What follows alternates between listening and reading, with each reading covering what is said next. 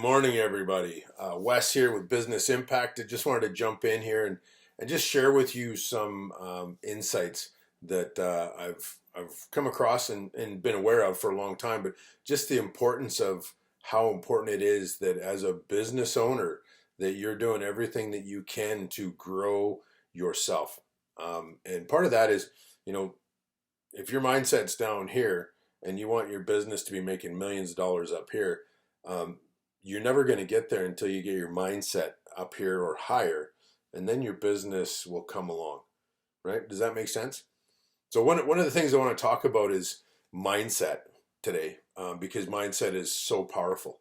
I'm a recovering alcoholic and addict, and if everybody if anybody is to know about messed up mindset, it's me. I got batshit crazy going on up there some days, and it takes a lot of willpower and a lot of focus to keep the batshit crazy contained in a squirrel cage. And to do that, I use a number of tools. And I want to share this morning Millionaire by Lewis Howes. He put this book out a few months ago, and it's, as you can tell, it's a very skinny book, and it is a powerful tool. I've been following morning mindset practices for quite some time, and this one really put it all in one little tight package. So it's real simple, real easy for you to read. And the reason why I want to talk about mornings is because cognitively, me being an alcoholic, my mind is not as agile as it once used to be, I think. And I'll call that the alcoholic haze if you want. But for me, I've identified that my mornings is the best time for me to do high cognitive activity. So critical thinking activities I need to do early in the morning so that I can get through those before the afternoon comes in and I start to get bogged down and I start looking at, how many more cups of coffee can I drink, or, do I need to have a monster or two just to keep me going? Those kind of things. And when that happens, my cognitive function goes out the window. So what is it that you guys can do to set yourself up for success first thing in the morning so that you get into a routine? Because what I want to tell you is success is not willy-nilly. Success is not, wing it. Success is determined, consistent action to move your business forward, to move you forward, to move your family forward in life, right? And without that consistent, persistent forward action, right? That is, what's the word I'm looking for? It's just left me. and anyway, that if it's not an action that you determine that you need to physically take, mentally take, your brain, your 2,000 or 2 million-year-old lizard brain is going to say, no, you're not going to do that. It's going to talk you out of it. Mel Robbins, I was just watching a podcast by Mel Robbins, and she talks about it lots. Our brains will talk us out of doing anything that takes, prefrontal cortex focus. And so if you do her 5-second rule, which is 5, 4, 3, 2, 1, take action, it engages this part of your brain and leaves this part alone. So you're, instead of autopilot, you're focused and engaged. And that's what I want to encourage you guys to do by using, a book like Lewis Howes to get the millionaire mindset kicked in first thing in the morning. And the reason for this is 97% of businesses in Canada, the statistic I read, they don't make $1 million. They never make $1 million. They go out of business before they get there.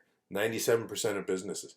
So what we want to do is to help create that millionaire mindset so that you can understand, going from how good you are on the skills, how good you are at your craft, how good you are on the tools, to actually understanding what you need to do and help you problem solve on how to grow a predictably successful business using a proper process, a system that's been proven.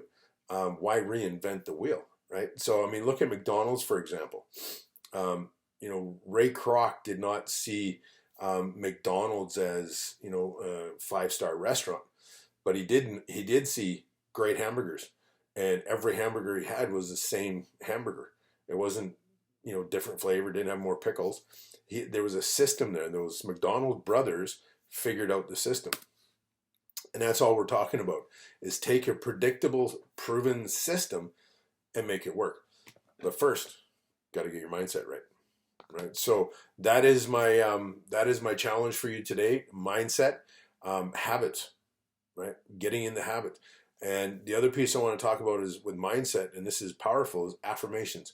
I took a habit program with a good friend of mine, Rael Kelly, about a year and a half ago, and he laid it out. And you know, when the student is ready, the teacher appears. Well, that's kind of what happened with Rael and me.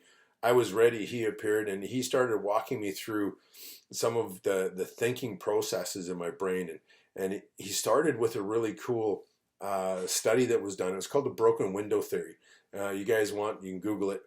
But essentially what the study was is, if you take a nice new neighborhood and over time you break a window in the neighborhood and that window does not get replaced, it's predictable in how long it will take for another window to get broken, and then another window to get broken, and then pretty soon the entire neighborhood just slides downhill into a slum where there's cars on blocks sitting everywhere, paint peeling, and the place is ugly. And that broken window theory is predictable.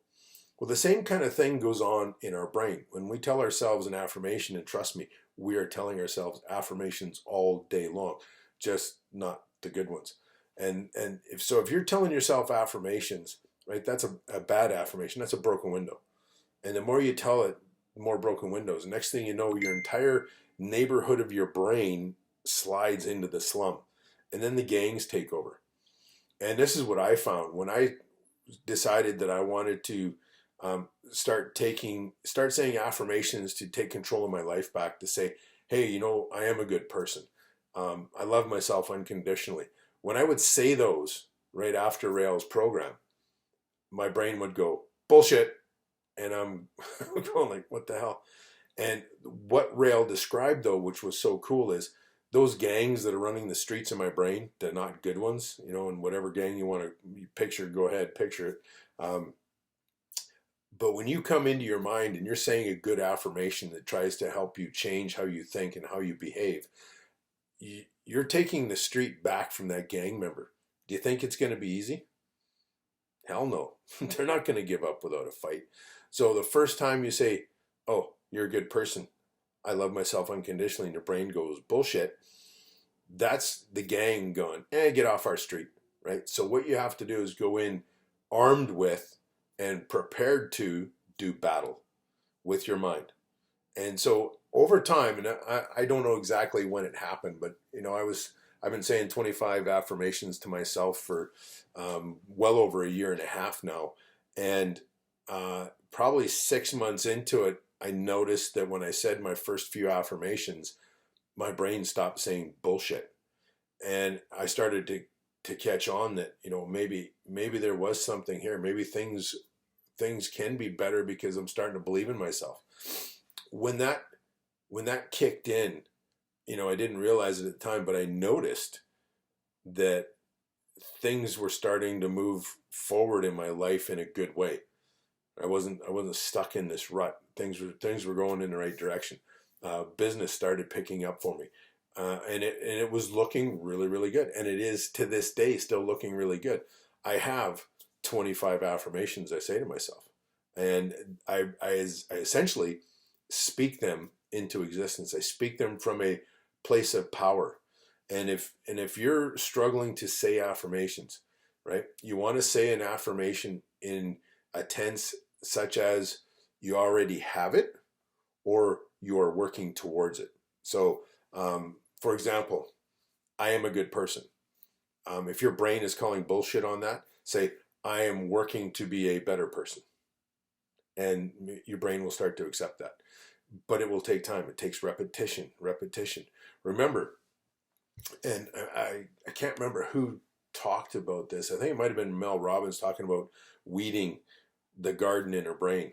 And that's essentially what you're doing, is you're weeding the bad thoughts out. By saying positive affirmations, you got to yank out the bad thoughts.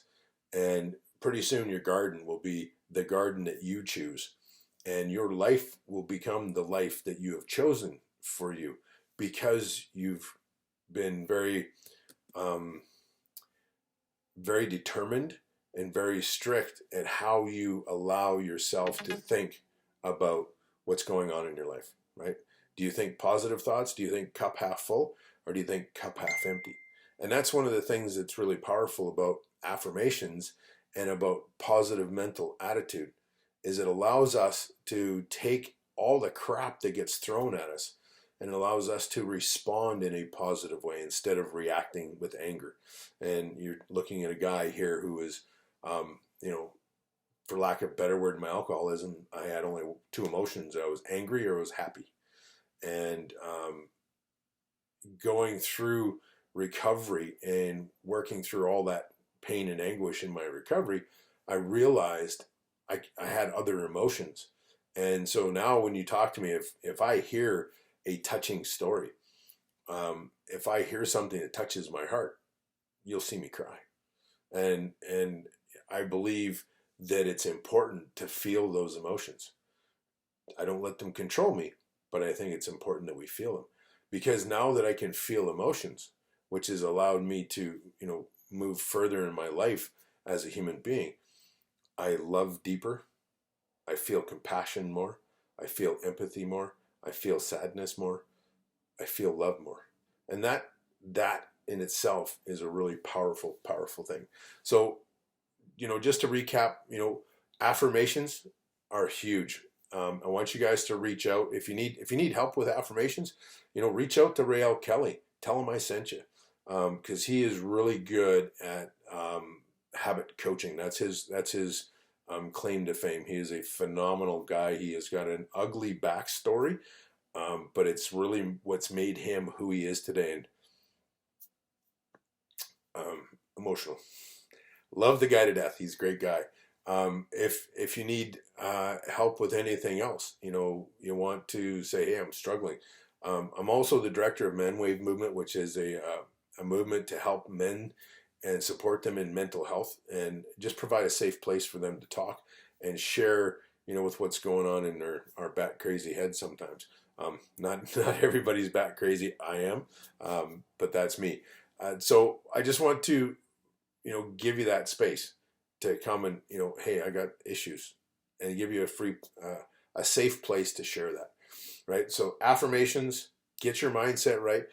Whatever books you guys are reading right now, I want to encourage you to read some really good books that will start you down this road.